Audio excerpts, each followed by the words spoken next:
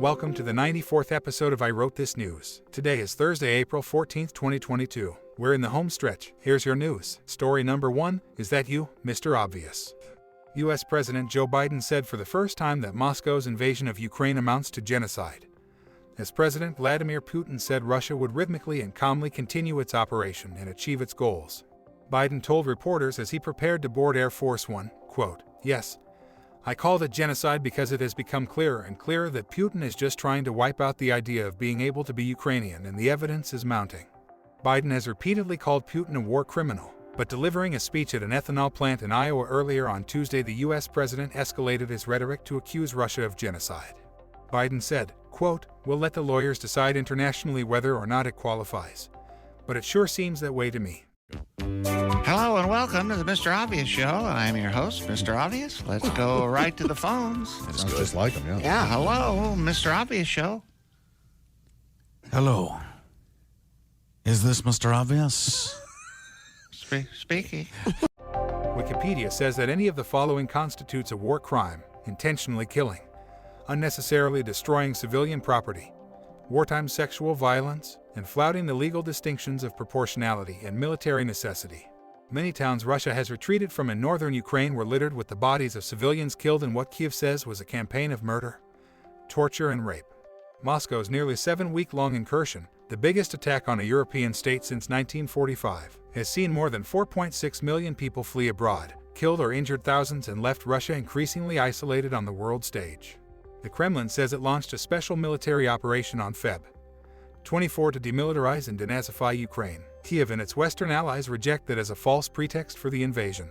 Putin on Tuesday used his first public comments on the conflict in more than a week to say Russia would rhythmically and calmly continue its operation, and expressed confidence his goals, including on security, would be achieved.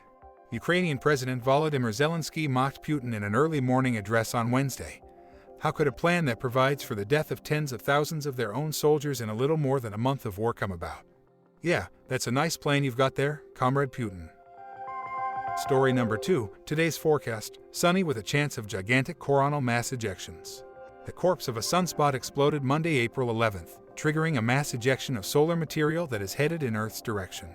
The explosion comes courtesy of a dead sunspot called R2987, according to spaceweather.com. The sunspot explosion released loads of energy in the form of radiation, which also led to a coronal mass ejection. Explosive balls of solar material, both of which could spur more intense northern lights in Earth's upper atmosphere. The material in that ejection is likely to impact Earth on April 14th, according to space weather. Wait a minute, that's today. Whatever the future of R2987, the sunspot let out a C-class solar flare at 5:21 Universal Time on Monday. Such flares happen when the plasma and magnetic fields above the sunspot give way under stress. They accelerate outward, Judge said, because they would run into dense material if they went downward toward the sun's interior.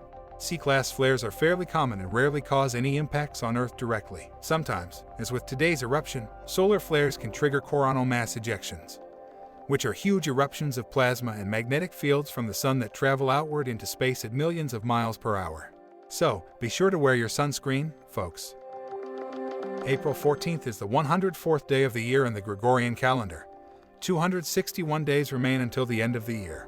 Today is also Maundy Thursday, the day during Christian Holy Week that commemorates the washing of the feet and Last Supper of Jesus Christ with the apostles, as described in the canonical Gospels.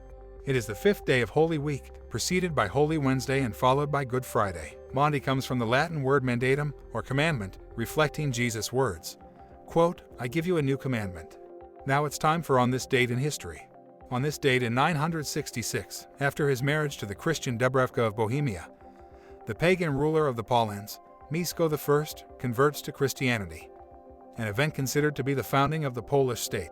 1561, a celestial phenomenon is reported over Nuremberg, described as an aerial battle. The mass sighting of celestial phenomena or unidentified flying objects has been interpreted by some modern UFO researchers as an aerial battle of extraterrestrial origin. That view is dismissed by skeptics, some referencing Carl Jung's mid-20th century writings about the subject, while others argue a natural meteorological explanation.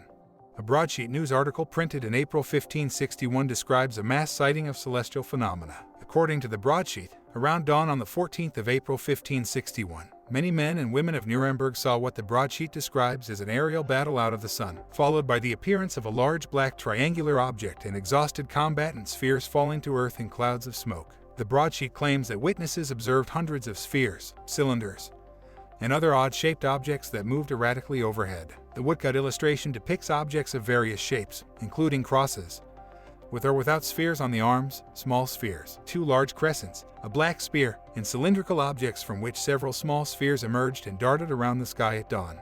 You can read more about this fascinating occurrence at wikipedia.com. 1865, U.S. President Abraham Lincoln is shot in Ford's Theater by John Wilkes Booth. Lincoln lives till the following day. 1906, the Azusa Street Revival opens and will launch Pentecostalism as a worldwide movement. 1935, the Black Sunday dust storm swept across the Oklahoma and Texas panhandles and neighboring areas. It was one of the worst dust storms in American history, and it caused immense economic and agricultural damage. It is estimated to have displaced 300,000 tons of topsoil from the prairie area. Celebrating birthdays today are ex-New York Police Department Detective Frank Serpico, actress Julie Christie, baseballer Pete Rose, physician and researcher Francis Collins, actor Anthony Michael Hall, actress Sarah Michelle Gellar, actor Rob McElhenney, and singer Loretta Lynn. She turns 90 years old today. Happy birthday to all of them, and if your birthday is today, a very happy birthday to you as well. By the way, if you or someone you know is having a birthday and would like us to announce it on the show, leave us a voice message or send an email. The links are in the show notes.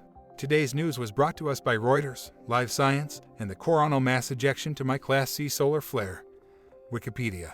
If you have a comment or a question about anything you've heard today, or if you have a suggestion, please send us a note at I wrote this news, all one word, at thatradioshow.com. That email address one more time is I wrote this news, all one word, at thatradioshow.com. One more thing, if this podcast sounds a little funny, that's because it's also an experiment. All of the vocals were generated using AI technology. Hopefully the show will sound different and better as the tech improves and as we improve at using it.